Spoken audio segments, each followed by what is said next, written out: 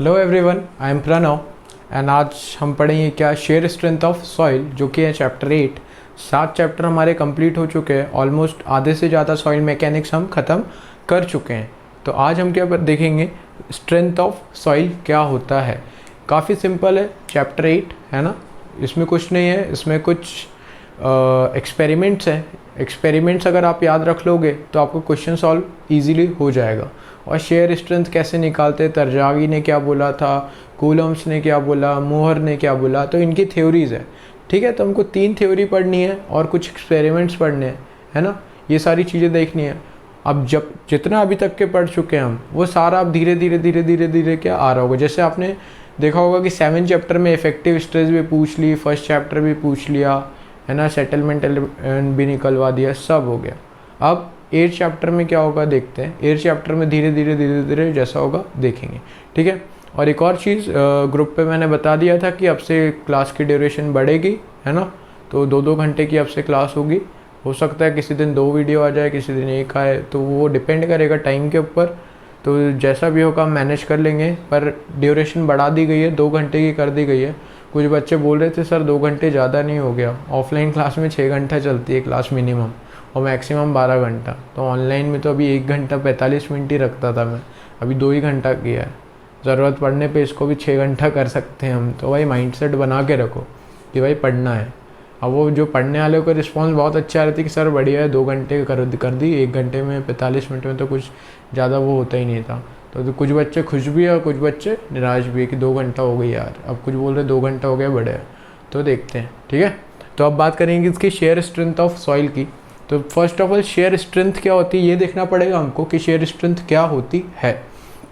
तो देखो, first of all समझना पड़ेगा शेयर क्या होता है। शेयर, फर्स्ट शेयर क्या होता है, शेयर क्या होता है, सिंपली शेयर क्या होता है। अब देखो शेयर क्या होता है कि एक मेरे पास ये सॉइल है, मान लो ये, ठीक है, ये सॉइल है, होमोजीनियस मान लो। अभी 2 डस्टर होंगे, मान लो ये ऊपर वाला भी डस्टर है, ये सॉइल है, ठीक है।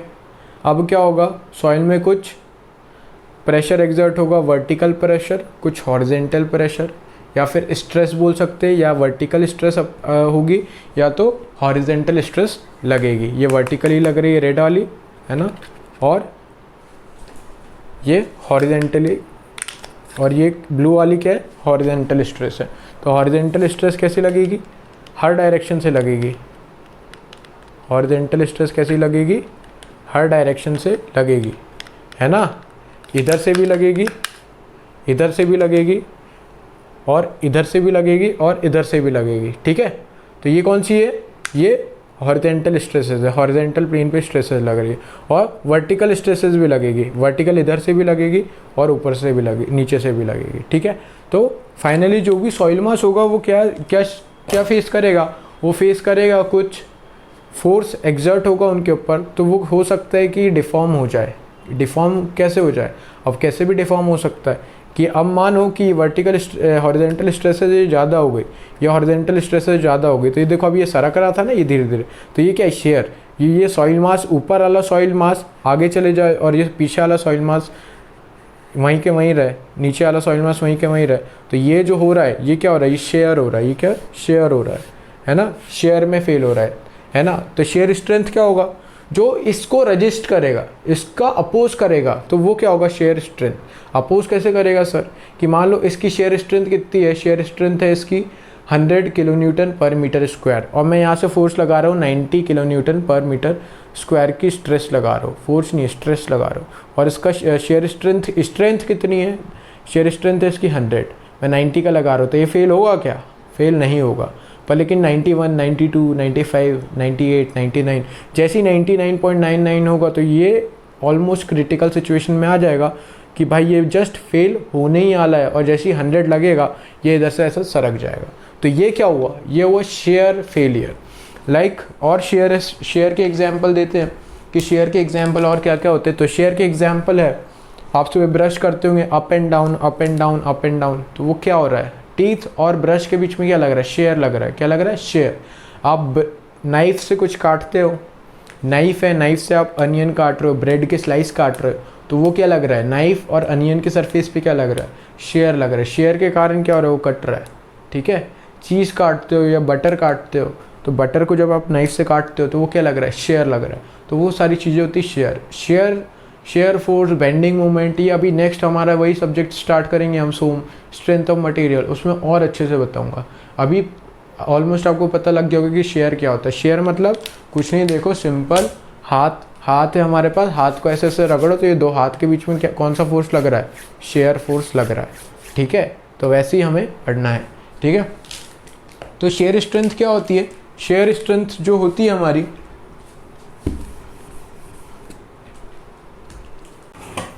देखो शेयर स्ट्रेंथ क्या होती है सॉइल की, कुछ नहीं, शेयर स्ट्रेंथ जो होती है वो होती है क्या, resistance offered by the soil grain against the share deformation, है ना।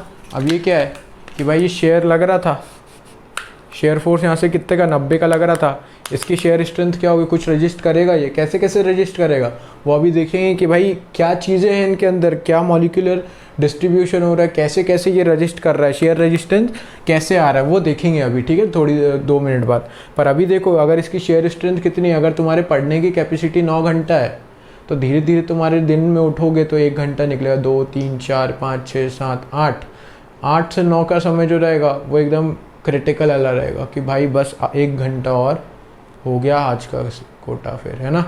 तो वैसा रहेगा।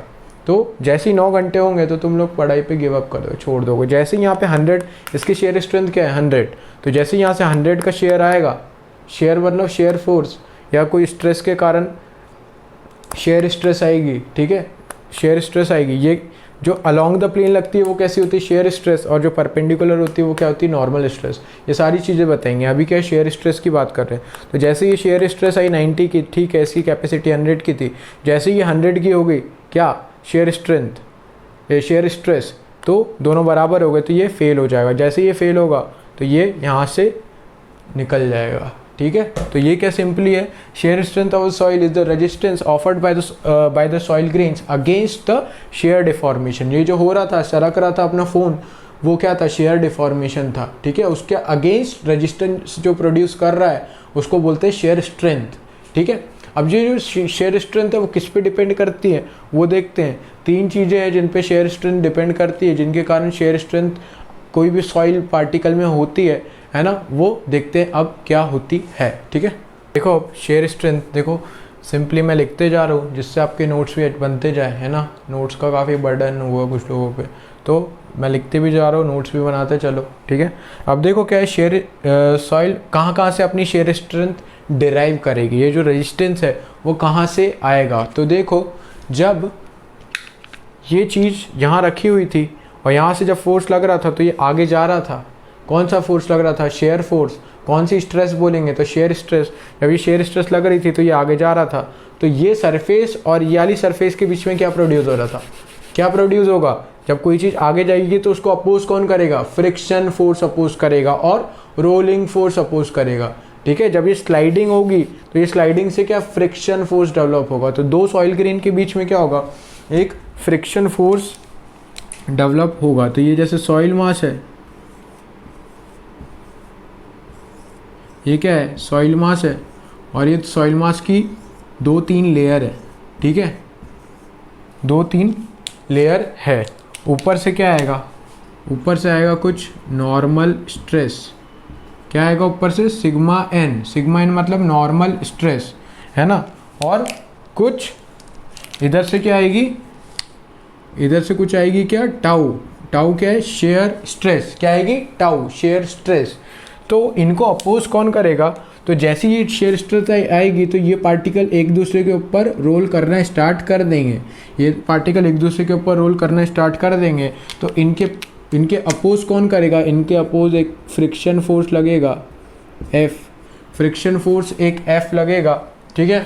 फ्रिक्शन फोर्स इनका अपोज करेगा। तो ये रेजिस्टेंस कहाँ से डेवलप होगा, first of all friction force से, ठीक है, फ्रिक्शन और रोलिंग फोर्स से, ठीक है। तो लिखते हैं हम फ्रिक्शन, ये बात हो गई first of all first resistance की। अब बात करते हैं सेकंड की, सेकंड कहाँ से डेवलप होगा। तो सेकंड देखते हैं, सेकंड देखो अब क्या होगा, सेकंड जो होगा कुछ पार्टिकल साइज ऐसे रखे हुए हैं, है ना। अब इसके ऊपर एक और पार्टिकल साइज रख देते हैं, 2 गैप के बीच में एक और पार्टिकल, 2 गैप के बीच में एक और पार्टिकल, ठीक है। ये वॉइड्स के बीच में पार्टिकल, तो ऐसे पार्टिकल रखे हुए। ये तो फर्स्ट वन हो गया था, ये सेकेंड वन यहाँ से समझ रहे हैं, ठीक है। अब देखो क्या हुआ, 2 सॉलिड्स के बीच में एक सॉलिड ऊपर है, 2 सॉलिड के बीच में एक सॉलिड ऊपर है। तो ग्रेवल देखे होंगे आपने, ग्रेवल्स, वहाँ पे 2 पत्थर के बीच में एक पत्थर रहता है तो वो अटक जाता है ना। और जब तुम उसको फोर्स लगाओगे तो ज़्यादा फोर्स लगेगा उसको हटाने में, तो वो अटक जाते हैं, वो अटक जाते हैं। ये देखो, ये 2 थे, वो कुछ गैप में, ये 2 थे, 2 के गैप में अटक गया, 2 के गैप में अटक गया, 2 के गैप में अटक गया। तो ये क्या हो रही है, ये हो रही है सॉइल की इंटरलॉकिंग।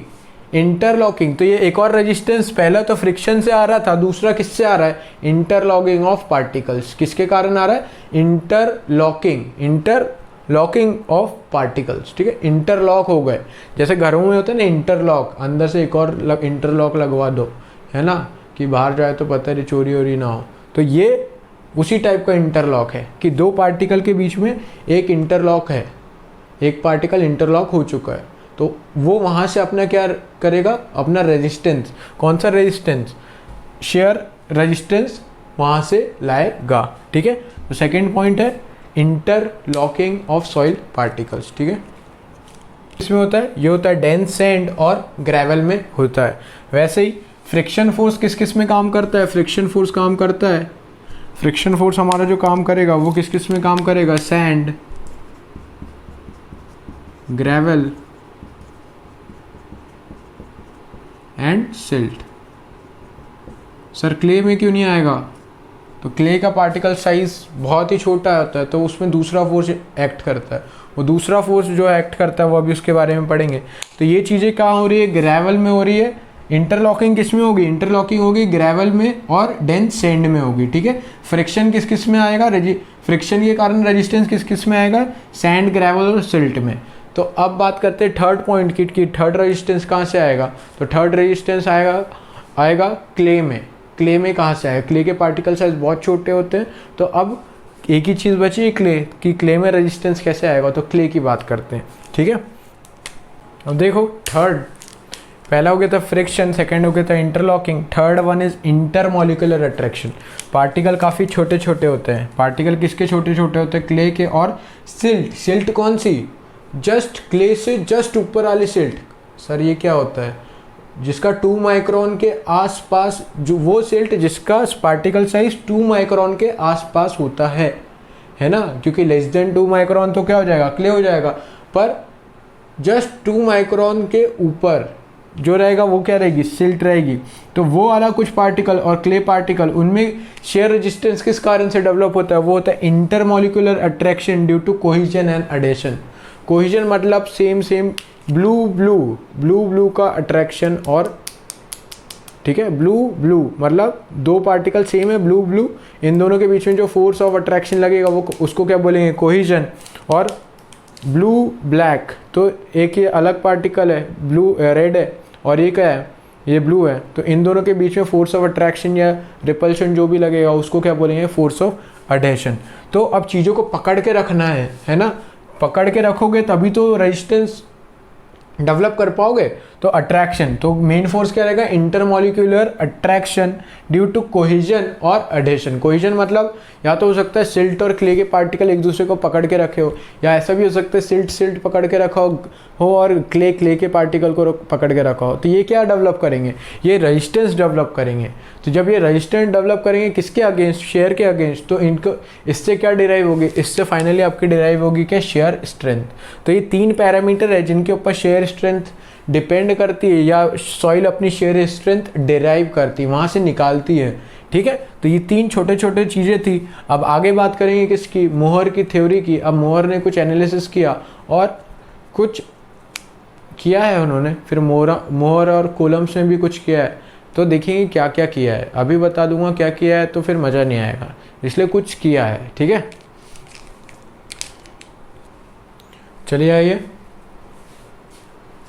देखते हैं अब हम क्या, मोहर्स थ्योरी है। मोहर्स ने किसके ऊपर थ्योरी दी थी, है ना? मोहर्स ने क्या किया था, स्टेबिलिटी एनालिसिस ऑफ सैंड किया था, है ना? स्टेबिलिटी एनालिसिस ऑफ सैंड में उन्होंने क्या किया था, कुछ नहीं, फुटिंग थी, एक फुटिंग थी, फुटिंग के नीचे का एक पार्टिकल ले लिया था। कौन सा पार्टिकल?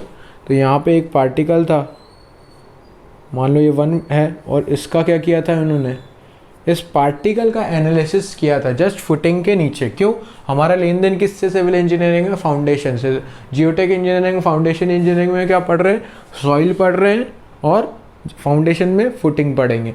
तो क्या है, हमें डील कहाँ करनी है? इन्हीं से डील करनी है। तो स्टेबिलिटी एनालिसिस ऑफ सैंड किया था कुछ उन्होंने, ठीक है? तो क्या क्या एनालिसिस किया था? तो पहले उन्होंने एक एलिमेंट कंसिडर किया जस्ट बिलो द फुटिंग। तो ये रेड कलर का जो एलिमेंट है वो यहाँ पे मैं एनलार्ज करके बना रहा हूँ कि वो उसमें किस टाइप की स्ट्रेसेस लगेगी।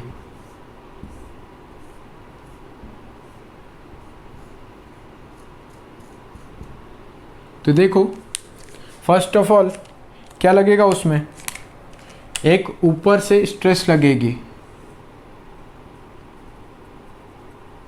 एक ऊपर से स्ट्रेस लगेगी, उसको क्या बोलेंगे? Sigma vertical. जो अभी बताया था, जो अभी ऐसे करके ऊपर से लग रही थी, वो क्या लग रही थी? एक लग रही थी सिग्मा वर्टिकल, ठीक है? और क्या लगेगी? एक यहाँ से ऐसी लगेगी, सिग्मा हॉरिजेंटल, और एक यहाँ से ऐसी लगेगी, सिग्मा हॉरिजेंटल। अब ये क्या है सर? सिग्मा हॉरिजेंटल, ये हाथ में, ये कैसी लग रही है?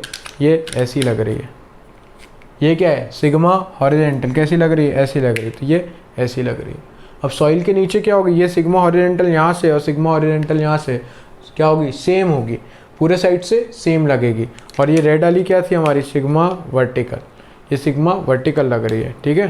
तो ये क्या हुआ, कुछ ऐसा डायग्राम था। तो ये देखो यहाँ पे, ये रेड वाली क्या है? सिग्मा वर्टिकल, और ये वाली क्या है? सिग्मा हॉरिजेंटल, और एक ये वाली क्या है? ये सिग्मा हॉरिजेंटल, ठीक है? तो यहाँ पे क्या हुआ, देखो सिग्मा एच और ये सिग्मा एच सेम रहेगी। जैसे पानी में कोई चीज़ डालो तो पानी इक्वली प्रेशर अप्लाई करता है सब तरफ से, वैसे ज़मीन के नीचे अगर कोई चीज़ है तो हॉरिजेंटली तो सब में इक्वल प्रेशर लगेगा, इक्वल स्ट्रेस लगेगी, पर वर्टिकली क्या रहेगी? अलग अलग रहेगी। जो ऊपर रहेगा उस पर वर्टिकल स्ट्रेस कम रहेगी। जैसे जैसे नीचे जाएंगे तो हमारा क्या प्रेशर बढ़ते जाता है, तुम्हें पता है नीचे और क्या प्रेशर और टेम्परेचर बढ़ता जाएगा धीरे धीरे। तो क्या होता जाता है, नीचे टेम्परेचर क्यों बढ़ रहा है? वो लावा मोल्टेन फॉर्म में रहता है ना, तो वो क्या इतना प्रेशराइज हो जाता है वो कि मेल्टिंग शुरू हो जाती है, टेम्परेचर बढ़ जाता है। तो वो चीज़ हमको नहीं पढ़नी है, वो जियोलॉजी वाले पढ़ेंगे। हमको क्या याद रखना है कि भाई जब हॉरिजेंटल प्लेन में एक इधर से अगर सिग्मा एच लग रहा है तो इधर से भी सिग्मा एच लगेगा। तो ये क्या है? ये वर्टिकल तो ठीक है, वर्टिकल पर सिग्मा एच दोनों के सेम रहेंगे। तो मैंने क्या ले लिया यहाँ पे, sigma V equals to sigma 1, उसको क्या बोला? मेजर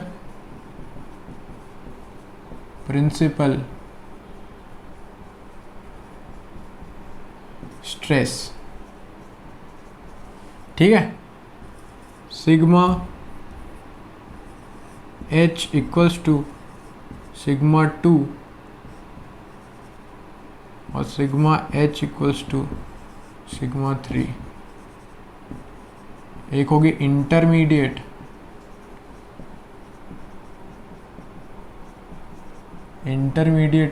स्ट्रेस, और एक कैसे होगी? Minor principal stress. और हमारे केस में क्या है? हमारे केस में सिग्मा 2 इक्वल्स टू सिग्मा 3 है। क्यों सिग्मा 2 इक्वल्स टू सिग्मा 3 क्यों है? क्योंकि भाई इधर से भी उतनी स्ट्रेस लग रही है जितनी इधर से लग रही है, तो दोनों सेम है। तो इंटरमीडिएट और माइनर प्रिंसिपल स्ट्रेसेस सेम रहेगी, और जो मेजर प्रिंसिपल स्ट्रेस है उसको दिया 1। तो हमारे इसमें क्या है? ये 1 है, सिग्मा 1 है, ये क्या है? सिग्मा 2 है, और मान लो ये क्या है? सिग्मा 3 है। तो ये तो क्या हुआ? 3D फॉर्म में हो गया, ठीक है? ये क्या हो गया? 3D फॉर्म में हो गया। पर लेकिन मोहर ने क्या किया? मोहर ने किया 2D एनालिसिस। मोहर ने क्या किया? 2D analysis. तो ये आपको समझाने के लिए था कि 3D प्लेन में क्या सीन रहेगा। में इम्पॉर्टेंट ये था कि ये इंटरमीडिएट और माइनर प्रिंसिपल स्ट्रेस जो रहेगी, इंटरमीडिएट मतलब ये वाली सिग्मा 2 और ये सिग्मा 3 जो रहेगी दोनों सेम रहेगी। क्यों? क्योंकि ज़मीन के नीचे हॉरिजेंटली जो फोर्स लगेंगे या स्ट्रेसेस लगेगी वो सेम रहेगी कोई भी एक पार्टिकल पे, कि यहाँ से जितना लग रहा है उतना ही यहाँ से लग रहा है, उतना ही यहाँ से भी लग रहा है और उतना पीछे से भी लग रहा है। ठीक है, तो ये सेम रहेगी। इसमें से समझने वाली बात ये थी। अब इस पार्टिकल का हम क्या करेंगे, 2D एनालिसिस करेंगे। 2D एनालिसिस में क्या करेंगे कि एक थीटा प्लेन पे क्या निकालेंगे, शेयर स्ट्रेंथ। हमको क्या निकालने है, शेयर स्ट्रेस। शेयर स्ट्रेंथ पढ़नी है ना, तो शेयर स्ट्रेस और नॉर्मल स्ट्रेस निकालेंगे और क्या थ्योरी दी थी मोर्स ने वो देखेंगे। ठीक है, चलो आओ अब देखेंगे हम क्या, 2D एनालिसिस। तो 2D एनालिसिस में क्या करेंगे, 2D एनालिसिस में 2D चीज़ें कैसी हो जाएगी, 2 डायमेंशनल हो जाएगी।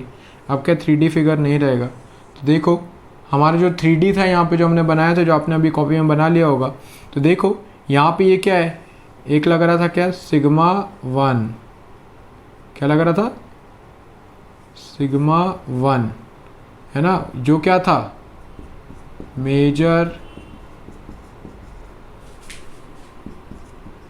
Principal stress.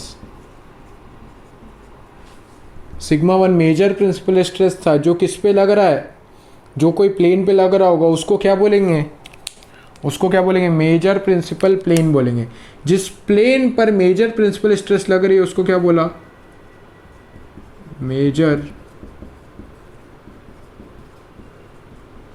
Principal plane. तो हमें क्या कंसीडर करना है, मोहर ने क्या बोला कि एक कंसीडर करो एक प्लेन जो कि थीटा एंगल इंक्लाइंड हो विथ, तो ठीक है भाई कर लेते हैं। तो ये यहाँ से ये, चलो देखो आपको एक प्लेन है, कौन सा, ए प्लेन है, ये ए प्लेन है जो कितना है, जो थीटा डिग्री इंक्लाइंड है, किससे, मेजर प्रिंसिपल प्लेन से। सर 2D एनालिसिस कर रहे हो, एक ही स्ट्रेस है, तो बेटा यहाँ से दूसरी स्ट्रेस भी लगेगी जिसका नाम रहेगा सिग्मा 3 और जो कि रहेगी माइनर प्रिंसिपल स्ट्रेस।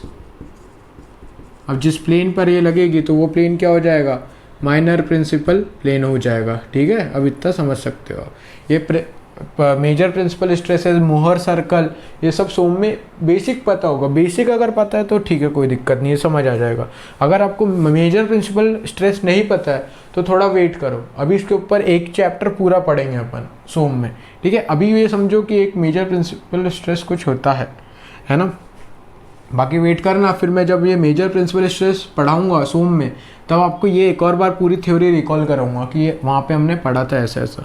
तो अब देखो क्या करना है हमको 2D एनालिसिस में, हमको क्या करना है, हमको कुछ नहीं, हमको सिंपली 2D एनालिसिस में एक कोई प्लेन है जो मेजर प्रिंसिपल स्ट्रेस से थीटा डिग्री इंक्लाइन है, उस पर क्या निकालना है, उस पर हमको निकालना है कुछ शेयर स्ट्रेंथ, कुछ शेयर स्ट्रेंथ मतलब टाउ, और कुछ नॉर्मल स्ट्रेस मतलब sigma N.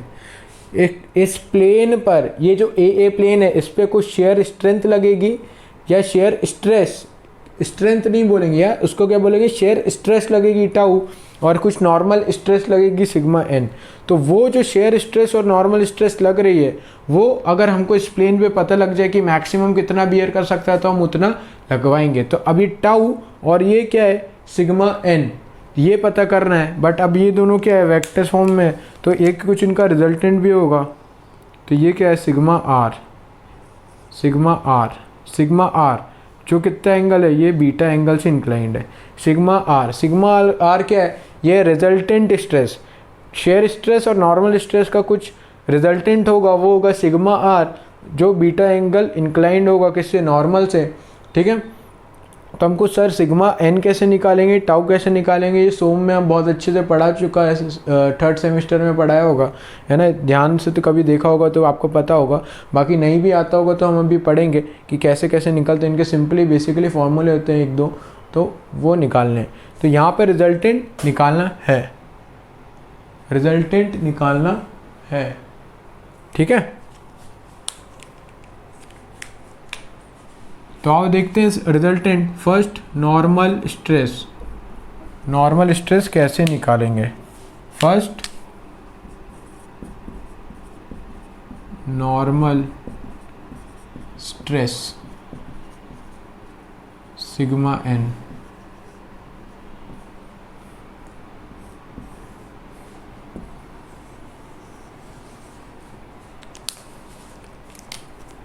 Sigma N equals to sigma 1 plus sigma 3 by 2 plus sigma 1 minus sigma 3 by 2 cos 2 theta. First formula जो है वो हमारा क्या है कि अगर कोई भी थीटा प्लेन पे जो कि मेजर प्रिंसिपल प्लेन से थीटा डिग्री इंक्लाइंड हो, कोई भी प्लेन जो मेजर प्रिंसिपल प्लेन से थीटा डिग्री इंक्लाइन हो, उस पर नॉर्मल स्ट्रेस निकालनी है। तो वो नॉर्मल स्ट्रेस का फॉर्मूला क्या होगा, sigma 1 plus sigma 3 by 2 plus sigma 1 minus sigma 3 by 2 cos 2 theta. ठीक है, तो ये आपको सिग्मा एन नॉर्मल स्ट्रेस मिल जाएगी। और वहीं बात करें अब दूसरी शेयर स्ट्रेस की, शेयर स्ट्रेस कैसे निकलेगी। तो शेयर स्ट्रेस, जब आपको शेयर स्ट्रेस पता होगी तो आप शेयर स्ट्रेंथ बता पाओगे कि भाई कितनी है, वो अभी देखेंगे। टाउ, शेयर स्ट्रेस टाउ, ये टाउ कितनी होगी, तो टाउ होगी tau equals to sigma 1 minus sigma 3 by 2 sine 2 theta. क्या होगी, sigma 1 minus sigma 3 by 2 into sine 2 theta. ये क्या है, ये सिंपली फिर से ध्यान से सुनना, वो प्लेन, कौन सा प्लेन, ए प्लेन, जो कि थीटा डिग्री इंक्लाइंड हो, ठीक है, किससे, मेजर प्रिंसिपल प्लेन से, उस, ठीक है, मेजर प्रिंसिपल प्लेन से थीटा डिग्री इंक्लाइंड, तो उस ए प्लेन पे शेयर स्ट्रेस कैसे निकालेंगे, वो निकालेंगे sigma 1 plus sigma 3 sigma 1 minus sigma 3 by 2 into sine 2 theta. ठीक है, ये बात हो गई किसकी, नॉर्मल स्ट्रेस और शेयर स्ट्रेस की। जब आपको मैक्सिमम शेयर स्ट्रेस पता होगा कि मैक्सिमम शेयर स्ट्रेस ये सॉइल कितना ले सकती है, तो आपको क्या पता लग जाएगी कि इस सॉइल की कैपेसिटी कितनी है, मतलब कैपेसिटी कितनी है, मतलब शेयर स्ट्रेंथ कितनी है। अगर मैं दिन में 6 घंटा पढ़ सकता हूँ तो ये मेरे को पता कैसे चलेगा, जब धीरे धीरे मैं पढ़ना स्टार्ट करूँगा, 10 मिनट, 20 मिनट, आधा घंटा, 1 घंटा, है ना, धीरे धीरे ये बढ़ेगी। तो ये मैक्सिमम कब होगी, मेरी मैक्सिमम कैपेसिटी 6 घंटा है मान लो, तो 6 घंटा मैं पढ़ूंगा, 6 के बाद मेरे से पढ़ने ही नहीं हो रहा, तो मतलब मेरी मैक्सिमम कैपेसिटी कितनी, 6 घंटा। वैसे ही इसकी tau equals to tau max, जब शेयर स्ट्रेंथ के बराबर शेयर स्ट्रेस हो जाएगी, जब कुछ शेयर स्ट्रेंथ होगी उसके बराबर शेयर स्ट्रेस हो जाएगी, ये वाला टाउ हो जाएगा, तो मतलब क्या हुआ है, फेलियर होने वाला है, किसका, सॉइल का। ठीक है, तो वहाँ से आपको पता लग जाएगा कि सॉइल कब फेल करेगी, तो वो अभी देखेंगे। तो ये बात हो गई किसकी, शेयर स्ट्रेस की, टाउ की। रिजल्टेंट स्ट्रेस की,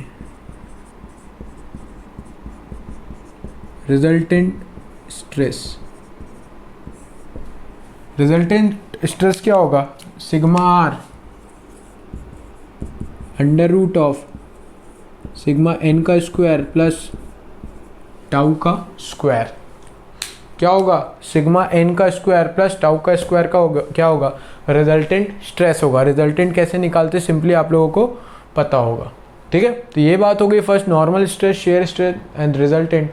अब लास्ट वन बात करते हैं बीटा की। बीटा क्या होगा, बीटा एंगल ऑफ ऑब्लिक्विटी, क्या बोलते हैं, एंगल ऑफ ऑब्लिक्विटी, या फिर और आगे नाम देखेंगे क्या क्या नाम है इसके, जैसे परमिएबिलिटी का क्या नाम था, याद करना, परमिएबिलिटी का क्या नाम था, एक और हाइड्रोलिक कंडक्टिविटी। तो वैसे ही इसका भी कुछ नाम होगा। तो फोर्थ वन हम यहाँ पे निकालेंगे, fourth one angle of obliquity, angle of obliquity. अब ये क्या होगा, अब यहाँ पे ये ट्राइंगल है, ये देखो एंगल ऑफ ऑब्लिक्विटी क्या होगा, सिंपली एंगल ऑफ ऑब्लिक्विटी क्या होगा, देखो ये tan बीटा लगाओ, tan मतलब tan बीटा क्या होगा, अपोजिट, इस ये वेक्टर है, वेक्टर की दुनिया में क्या चलता है, ये वेक्टर को उठा के ऐसे पकड़ो और गोल गोल गोल गोल कहीं भी घुमाते जाओ। ठीक है, बस उसकी डायरेक्शन प्लेन चेंज नहीं होना चाहिए। ये क्या है, स्ट्रेस कैसी, टेंसर क्वांटिटी। तो टेंसर क्वांटिटी में क्या होगा, टेंसर में एक प्लेन होगा, है ना, और एक डायरेक्शन होगी और उसका कुछ मैग्नीट्यूड होगा। मैग्नीट्यूड, डायरेक्शन और प्लेन अगर तुम चेंज नहीं करोगे तो वो इसको ऐसे उठा के ऐसे कहीं पे भी ले जा सकते हो। वेक्टर वेक्टर क्या होता है, वेक्टर को ऐसे उठा के कहीं पे भी ले जा लो, है ना, वेक्टर की जब पढ़ोगे तब आएगा। तो ये देखो 10 बीटा लगाओ, 10 बीटा क्या होगा, टाउ बाय सिग्मा एन। तो बीटा यहाँ से क्या निकल के आएगा, बीटा निकल के आएगा tan inverse tau by sigma N. तो ये क्या हो गया, एंगल ऑफ ऑब्लिगिटी कि रिजल्टेंट कितने एंगल से, कितने बीटा एंगल है, कितने एंगल से नॉर्मल से डेविएट कर रहा है। ठीक है, तो ये 2D एनालिसिस था किसका, ये 2D एनालिसिस था मोहर का। अब ये मोहर ने क्या किया कि ये सब निकाला, नॉर्मल स्ट्रेस निकाली, शेयर स्ट्रेस निकाली, रिजल्टेंट निकाली, एंगल ऑफ ऑब्लिगिटी निकाला और कुछ एनालिसिस करके तुमको जनरलाइज बता दिया कि क्या क्या चीज़ें होगी। अब ये तो थ्योरी बताई थी, अब मैं बताऊंगा कि उसने कंक्लूजन क्या निकाला, फाइनल कंक्लूजन क्या निकला। ठीक है, तो ये फॉर्मूले याद रखना, अब यही काम आएंगे अपने को।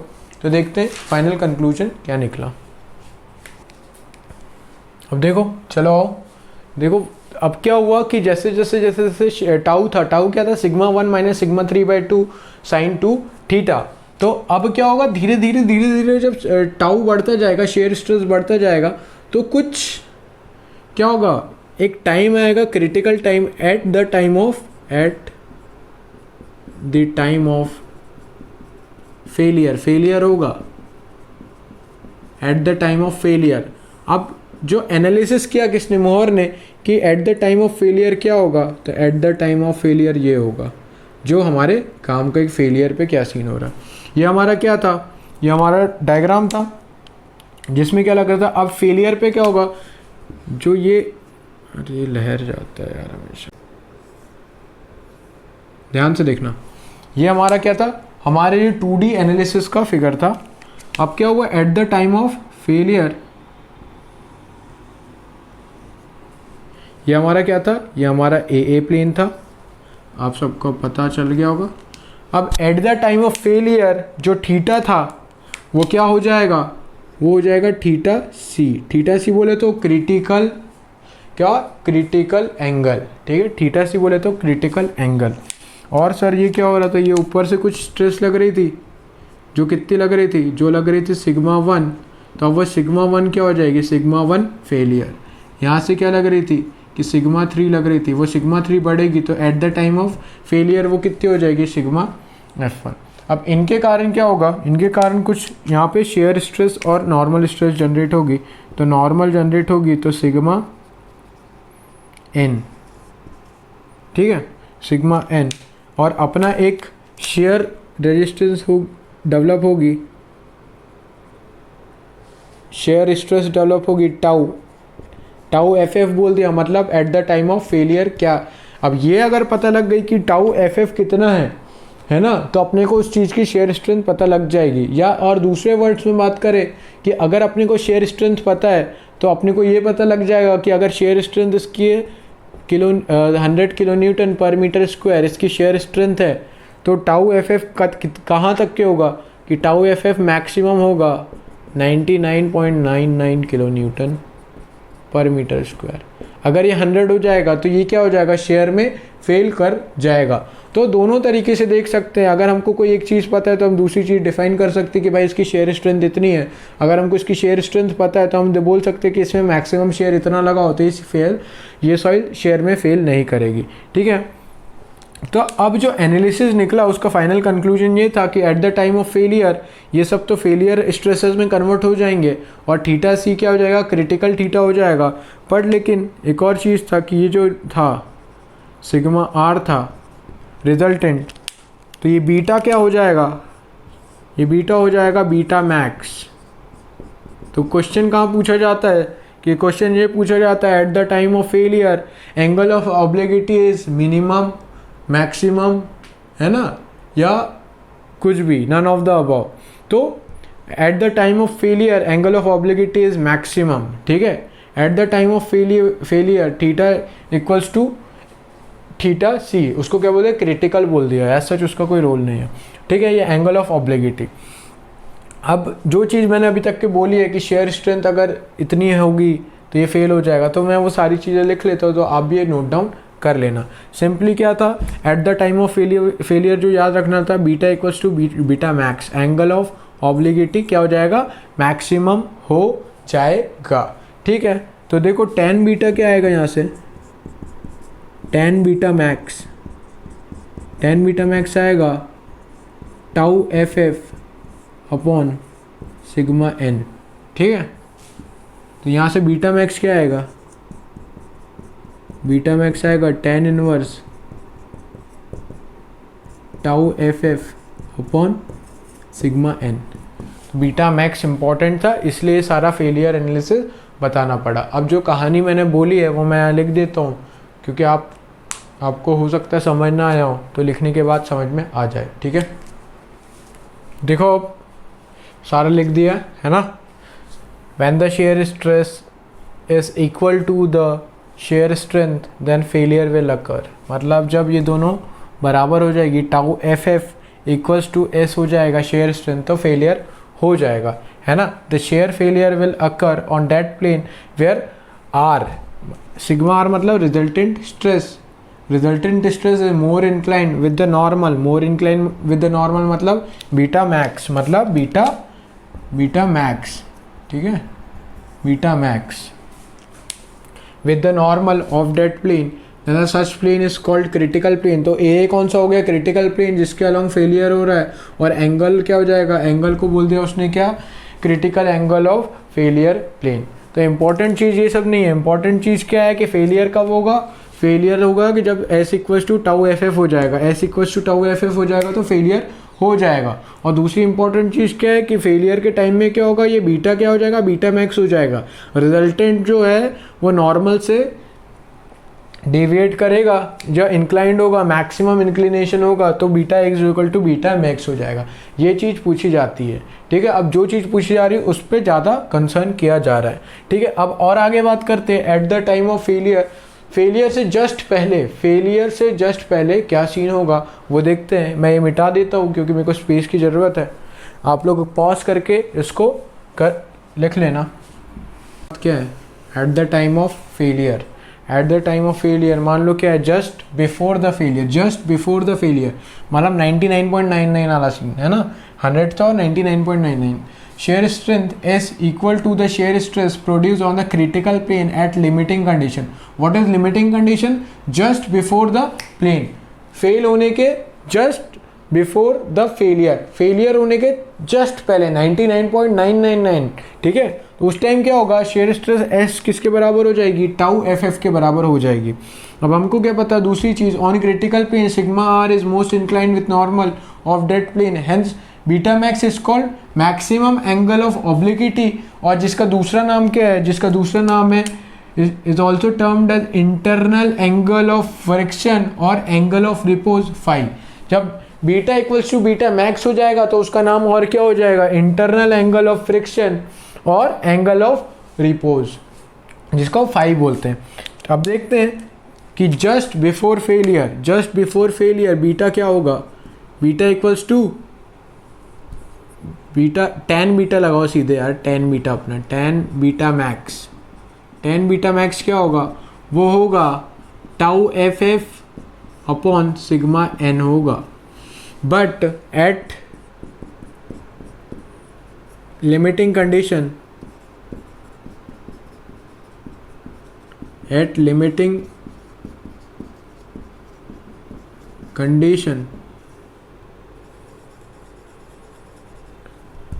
just before failure, tau ff equals to s। what is s? shear strength of soil, है ना। 99.99 और 1000 ऑलमोस्ट इक्वल थे, तो ये जस्ट बिफोर फेलियर क्या होगा, दोनों सेम हो जाएंगे। तो यहाँ पे लगाओ tan beta max equals to tau F F को किससे रिप्लेस कर दो, shear strength upon sigma N. तो shear strength s equals to sigma N 10 beta max. पर मोर ने और क्या बोला, बीटा मैक्स क्या होता है, maximum angle of obliquity which is also terms internal angle of friction और एंगल ऑफ रिपोज 5। तो यहाँ से क्या फॉर्मूला डिराइव हुआ, shear strength of soil equals to sigma N not soil. किसका किया था इसने? मोहर ने किसका किया था? मोहर ने किया किसका एनालिसिस किया था? सैंड का एनालिसिस किया था। तो shear strength of sand is derived as S equals to sigma N 10 phi. तो यहाँ से ये आ गया फर्स्ट चीज़, मोहर ने जो इतनी मेहनत की सैंड के ऊपर, तो शेयर स्ट्रेंथ ऑफ सैंड यहाँ से डिराइव कर दिया। किसने? मोहर ने। कि भाई शेयर स्ट्रेंथ ऑफ सैंड क्या होगी? सिग्मा एन कितना नॉर्मल लग रहा है और 10 बीटा मैक्स कितना है? बीटा मैक्स मतलब फाइल एंगल ऑफ रिपोज कितना है। ठीक है, ये बात हो गई किसकी? ये बात हो गई किसकी? मोहर्स थ्योरी की। मोहर्स ने किसके ऊपर थ्योरी दी थी? सैंड के ऊपर दी थी। ठीक है, तो अब मोहर जब आता है तो मोहर के मोहर सर्कल भी आते हैं। तो अब क्या देखेंगे? मोहर सर्कल ऑफ सैंड, फिर उसके बाद देखेंगे मोहर सर्कल ऑफ क्ले, फिर उसके बाद देखेंगे मोहर सर्कल ऑफ सिल्ट। ठीक है, तो अभी ये मोहर ने थ्योरी दे दी S equals to sigma N upon 10 phi. ठीक है, आगे बात करते हैं। चलो आओ अब ड्रॉ करेंगे क्या? Mohr circle for sand. Mohr circle क्या होता है? मोहर सर्कल होता है एक सिंपली सर्कल रिप्रेजेंटेशन होता है जिसमें वाई एक्सिस पे रहता है टाउ और एक्स एक्सिस पे रहता है एन। सिग्मा सिग्मा सिग्मा क्या होता है? नॉर्मल स्ट्रेस, और वाई एक्सिस पे क्या रहती है? Shear stress. तो at the time of failure हमारी क्या क्या स्ट्रेस आ रही थी? हमारी स्ट्रेस आ रही थी एक major principal stress sigma 1 F F, sigma 1 F, और एक आ रही थी क्या? Sigma 3 F. तो ये 2 पॉइंट मिल गए, है ना? 2 पॉइंट मिल गए, 2 पॉइंट का मिलकर एक सेंटर मिलेगा, और वो सेंटर से क्या होगा? एक कर्व ड्रॉ करेंगे, एक सर्किल ड्रॉ करेंगे। अब इम्पॉर्टेंट चीज़ क्या है मोहर सर्कल की? ये जो पॉइंट है, ये जो सर्कमफेरेंस पे जो पॉइंट है वो क्या दिखा रहे हैं? वो दिखा रहे हैं स्ट्रेस, कि कौन से प्लेन पे स्ट्रेस लग रही है। ठीक है, सिग्मा 1 और सिग्मा 3। तो ये बात तो होगी किसकी? स्ट्रेसेस की। तो यहाँ से क्या होगा? ये इसका सेंटर आ जाएगा, कुछ सेंटर ये आ गया है, और साथ में क्या था? एक एंगल ऑफ ऑब्लिगिटी था। एंगल ऑफ ऑब्लिगिटी क्या था? वो ये था एंगल ऑफ ऑब्लिगिटी। तो ये क्या होगा? Beta max equals to 5। तो ये क्या हुआ? बीटा मैक्स हुआ। और ये क्या है? Mohr failure envelope.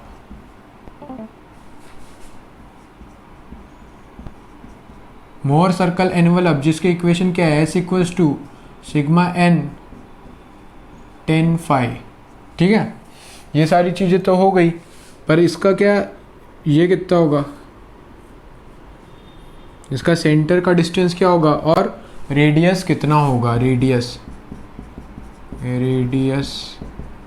कितना होगा और सेंटर का डिस्टेंस क्या होगा? उससे पहले देखो एक क्या होगा यहाँ पे? ये क्या दिखा रहा है? टाउ दिखा रहा है। तो मैक्सिमम टाउ कहाँ पे आ रहा है? टाउ मैक्स आ रहा है, यहाँ कुछ मैक्सिमम आ रहा है। ये क्या आ रहा है? ये टाउ मैक्स मैक्सिमम सेंटर पे, टाउ मैक्स मैक्सिमम। तो ये क्या है? टाउ मैक्स यहाँ आएगा, कुछ नहीं, सिंपली रिप्रेजेंटेशन है। ठीक है, और ये क्या है? ये क्या है? ये जो यहाँ पे ऐसे टच हो रहा है, ये क्या है? Tau F F equals to shear strength. ठीक है, at the time of failure. ठीक है, टाउ मैक्स पर एनवलप के जस्ट फेलियर से टाउ मैक्स कितना था? 100 था। 100 से थोड़ा पहले, मतलब 99.99 tau F F just before the failure. ठीक है, तो वही यहाँ पे दिखा दिया। अब आगे रेडियस क्या होता है? रेडियस होता है सिग्मा 1 माइनस सिग्मा 2/2। मतलब रेडियस कैसे निकाला?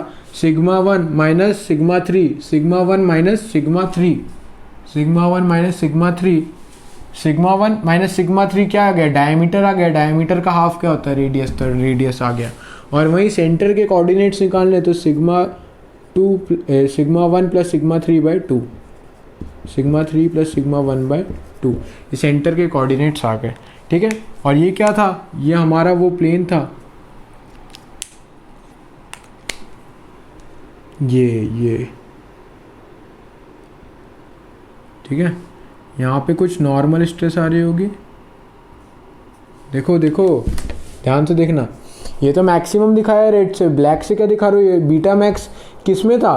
बीटा मैक्स में कुछ लग रहा था, ये इंक्लाइन था बीटा मैक्स से। ठीक है सर, बीटा मैक्स मतलब बोले तो 5, और वहाँ पे कुछ टाउ लग रहा था, तो टाउ एफ था, तो वहाँ पे कुछ नॉर्मल भी तो लगेगा। तो वहाँ पे क्या लिखेगा? Sigma N normal.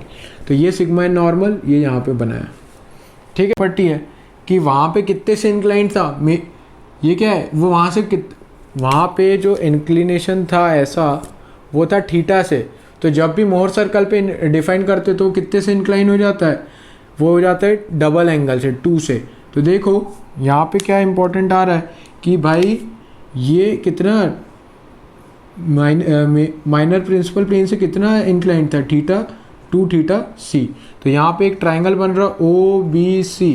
तो ये ओ बी सी ट्राइंगल में देखो, in triangle O B C, in triangle O B C, पहला तो एंगल क्या है, बीटा मैक्स है, बीटा मैक्स प्लस ये देखो ये टेंजेंट और ये रेडियस, तो ये कितने पे होती, 90 डिग्री प्लस 90 डिग्री। और ये वाला एंगल कितना होगा, अरे ये वाला एंगल कितना होगा, वहाँ पे ये जो एंगल था थीटा सी वो सिग्मा एन, यहाँ सिग्मा 1 लग रहा था मेजर प्रिंसिपल स्ट्रेस, तो ये क्या था, मेजर प्रिंसिपल प्लेन। तो ये मेजर प्रिंसिपल प्लेन से कितना एंगल होगा, तो जब इस पे ड्रॉ करते हैं मोर सर्कल पे तो ये एंगल क्या हो जाता है, डबल हो जाता है, तो 2c से इंक्लाइंड होगा।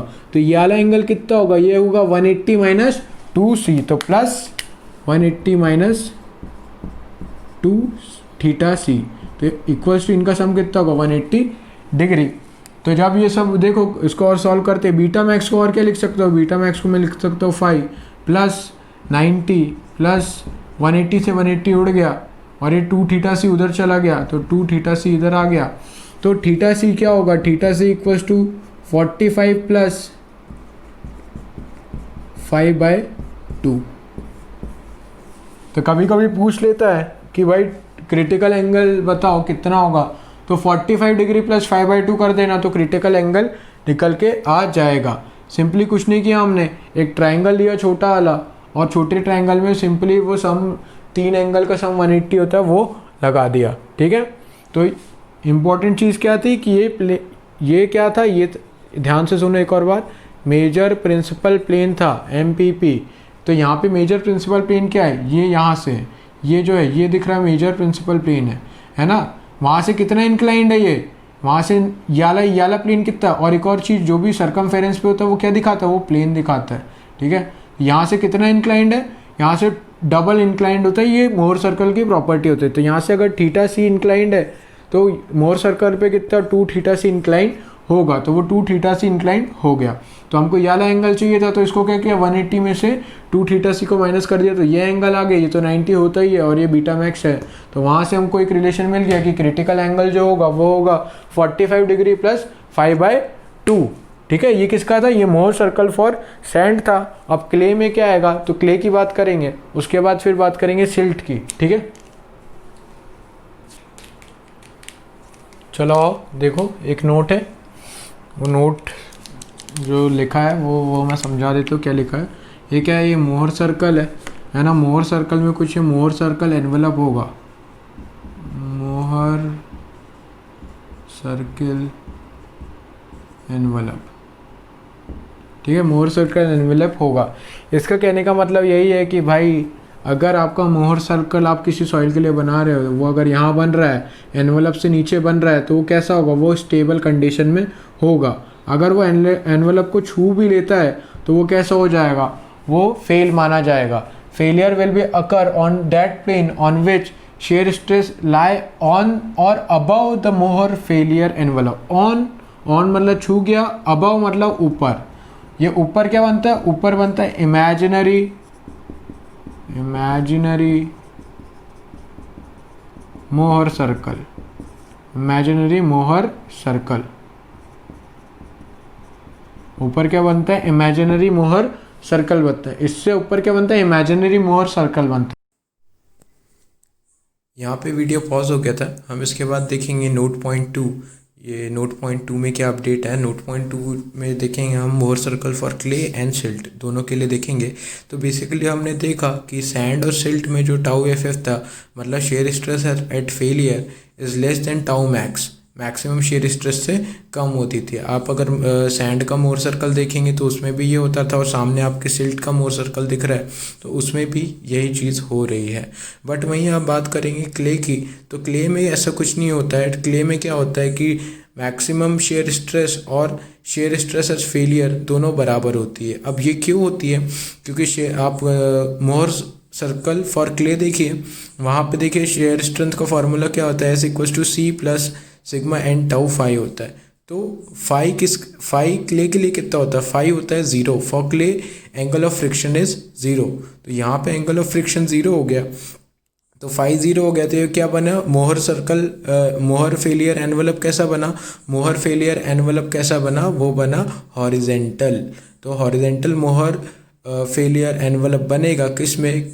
क्ले के केस में, ठीक है। और वहीं कुछ कोहिजन होगा सी, जैसा कि आप देख रहे होंगे कहाँ पे, वाई एक्सिस पे कोहिजन दिख रहा है, ठीक है। तो ये बात हो गई किसकी? बाकी सब कुछ सेम है, ये बात हो गई किसकी? क्ले की।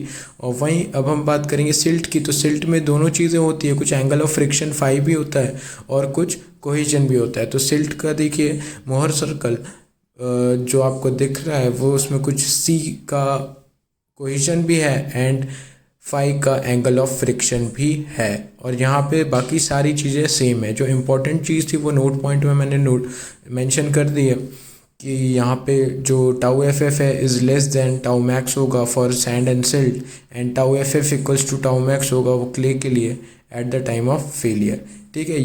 ये सारी बात हो गई किसकी? ये सारी बात हो गई Mohr circle for clay, sand and silt की बात हो गई। अब मोहर सर्कल फॉर सिल्ट से आगे का पूरा चैप्टर 9 चैप्टर जो है हमारा अर्थ प्रेशर, वो डिपेंड करता है कि सिल्ट के ऊपर, है ना। यहाँ से हम एक इक्वेशन डिराइव करेंगे। वो इक्वेशन जो है वो 5 स्टार इक्वेशन है जो डेरिवेशन में आपको मिल जाएगी, ठीक है।